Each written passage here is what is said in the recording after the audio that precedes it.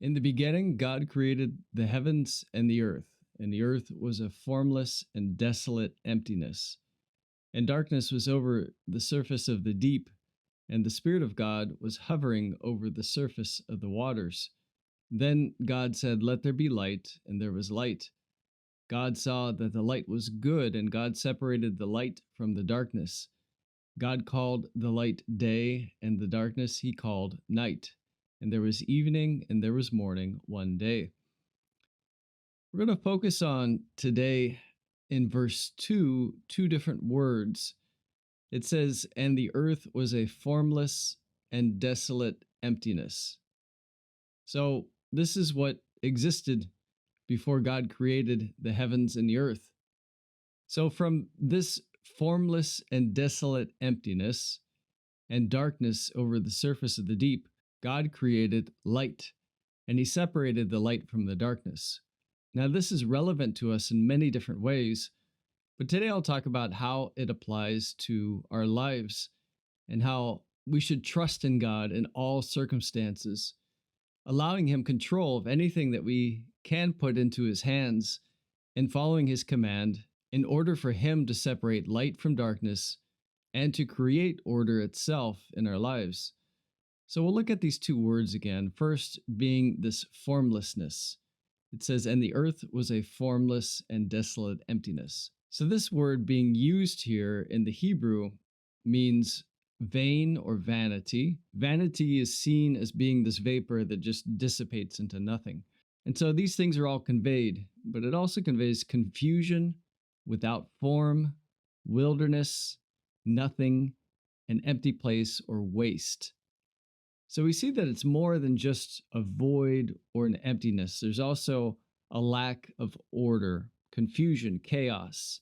And oftentimes, that is what we experience apart from God's sovereign will in our lives, is chaos. And so, since he is the one who created order from chaos, he can do the same things with our lives as well, as we give him place and sovereignty over everything that we are involved in our lives as well. There's a few examples of this being used throughout the Old Testament. In Isaiah 24:10, for example, it says, "The city of chaos is broken down. Every house is shut up so that no one may enter." This idea of chaos, again, is what takes place apart from God's sovereign rule.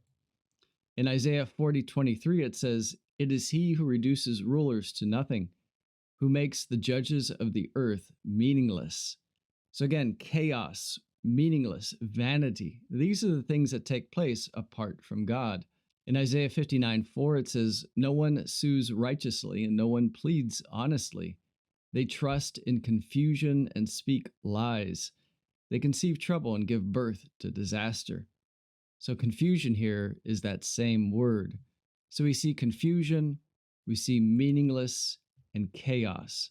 This was the nature of creation before God gave form and substance and order to everything in the universe. In the same way, our lives can be chaotic. In the same way, our lives can become chaotic, confused, and even meaningless apart from God. But as we draw near to God, he gives us form, he gives order, he gives meaning to our lives. And this is a very important lesson for us not just to know, but to practice on a daily basis. The further I drift from God, the more chaotic it becomes, the more meaningless, the more confused I get. I'm unable to separate light from darkness because of the discernment and wisdom that he grants me. As I draw near to God, he gives order to all that happens in my life. All the works that he's prepared beforehand for me, he draws me to walk through those. And so this is ultimately the trust we have in him to put all things into his hands, to look to him, to listen to him, to follow the leading of the Holy Spirit in order to find ultimate meaning for us, ultimate comfort, and to find the best possible outcome as he shapes and gives form to our lives and to our days. Again, back to Genesis, it says, "The earth was a formless and desolate emptiness." So again, that second phrase of desolate emptiness is from this Hebrew word, meaning a void or emptiness. And again, we can see that within our own lives. Something missing apart from God, something that is empty without God being there to fill that space in our lives and in our days as well, in a practical sense. And so, again, we look to Christ and we look to God to fill that void within us. He holds all things together. And this is what Paul mentions in Colossians chapter 1, starting in verse 15, when he says, "He is the image of the invisible God, the firstborn of all creation, being Christ. For by him all things were created." Christ is the creator. He is God. He created the heavens and the earth. He said, "Let there be light," both in the heavens and on earth, visible and invisible, whether thrones or dominions or rulers or authorities, all things have been created through him and for him.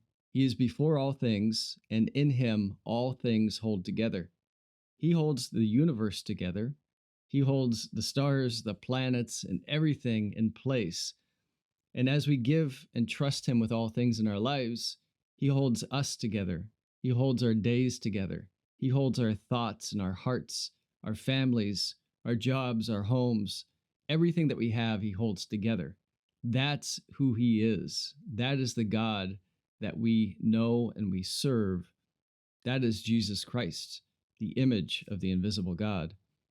So I want to encourage all of us to continue to trust in him to hold all things together as we put things into his hand, as we relinquish control of our lives to him on a daily basis, as we surrender to his will, his sovereignty, and his power. Take care.